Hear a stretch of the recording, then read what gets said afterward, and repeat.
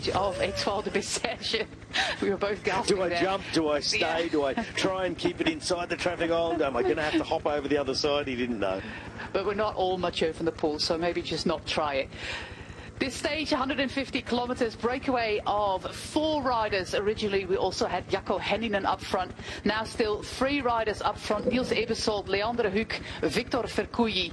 Most of the work at the front of the peloton done by the Decathlon CMA CGM team, putting all their eggs in the Paul Lapera basket. We also saw a lot of the Unibet Rose Rockets with Lukas Kubic as their main rider. Polti Visit Malta are coming to the front. Manuel Peñalver, why not? They have a birthday boy on the team, by the way, 21 years today, Dario Giuliano. It's a good day to have your birthday on the 4th of February, and it's his 21st today.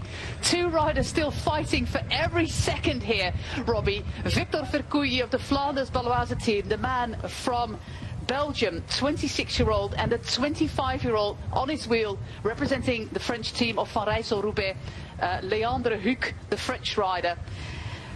And they're working well together. They got rid of the rider they wanted to get rid of, and that was most clearly Niels Ebersold, and now they're riding well together. Victor Vercouilly, he picked up maximum points for the King of the Mountains jersey, so he has a trip to the podium. But like I said, his dad is fighting cancer at the moment. He really wants to do something for his dad, and yeah, knowing that on World Cancer Day, I'm rooting for Victor Vercouilly. Yeah, he's putting in a huge performance as well. That gap now, they were holding it around 33 seconds for a long time, but on this stretch of road coming in towards the finale, well, the power of numbers of the peloton, fresh riders coming up, and they can really use that through and off. The more it was technical, the more corners and technical that it was, the better it was for the break. They were able to hold strong and keep that gap. But you know, now that the peloton is just chewing up the road in front of that gap is dropping. But the thing that's dropping too is how many metres there are left to go. 2,000 metres left to go. 23 seconds, still workable. They need a half a miracle to hang on to it, but they're putting up a fantastic fight. And for those eagle-eared listeners just a moment ago, you might have caught a hint of it. It is Jussi Bean's birthday today. Happy birthday, Jussi. Not 21, a little bit more than that, but thank you very much, Robbie. Our 2 riders at the front, Victor Vercouilly, Leandre Hoek. Getting rid of that last little bit of weight there is Victor Vercouilly. We're approaching that finish. Maximum gradient is 12%. They are going to start that final with a little bit of a gap, but will it be enough for these 2 riders to sprint it out? Like I said, it's not a common thing for a pro team to win a pro race, let alone a continental or 3rd division team, and that is Van Rijsselroubaix. Victor Vercouilly's putting everything and looks to be the stronger of the 2.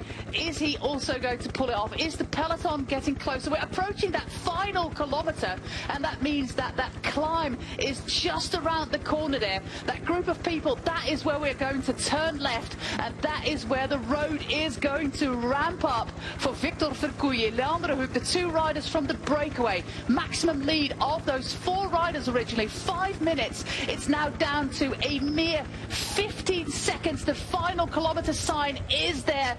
Victor Vercouilly, Leandre Hoek. We see the colours of the Unibet Rose Rockets at the front. The bright pink, and this is that final corner. 15 seconds, it's not a lot, because this climb, Robbie, is so hard.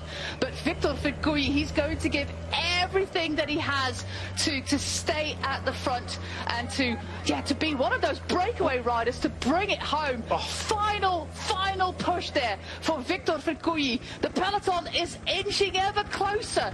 It's going to be so exciting for these riders. Leandre Hoek is done. Leandre Hoek is done.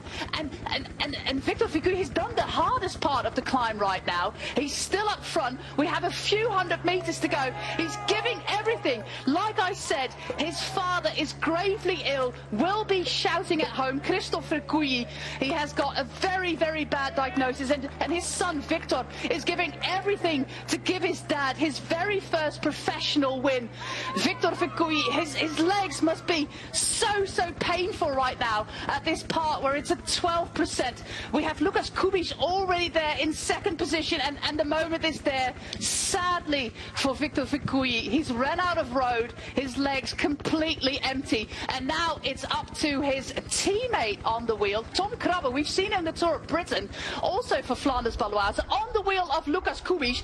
Lukas Kubic, he's already shown some good form in Spain in the early season races. A few meters left to go for the Slovakian champion. Tom Krabbe is the man on his wheel for Flanders Baloise, and he's going to pull it off. Flanders Baloise do win the stage, but it's Tom Krabbe bringing it home ahead of Lukas Kubic. Wow. Wow. But Vercouilly, he went so close. He could smell it, but they caught him.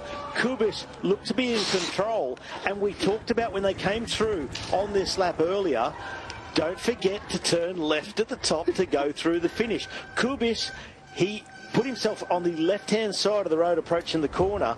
He was being frantically waved at by an official that he had to turn left. And Tom Krabbe, he saw it. He went out to the right-hand side. He dived through the apex of the corner. Kubic had scrubbed off so much speed, and Krabbe just simply rolled straight past, was way on the pedals with the power much earlier than Kubic. So he executed the finale. He knew, we get to the top, we turn left. It's like Kubic had gone so deep, he'd forgotten what the course was, and he put himself on the wrong side of the road to take the final corner. What a ride from Tom Krabbe. Take nothing away from him. He was incredible. Yeah. And what a win for the team. Yeah, and to give you a little bit of perspective how special this is for Flanders Baloise, this is going to be their last year with these sponsors. They're looking for a new sponsor. The last race that they won was actually in 2024 in the Arctic Race of Norway. Camille Bonneau, kind of the same thing that we saw happening today. Vincent van Heemen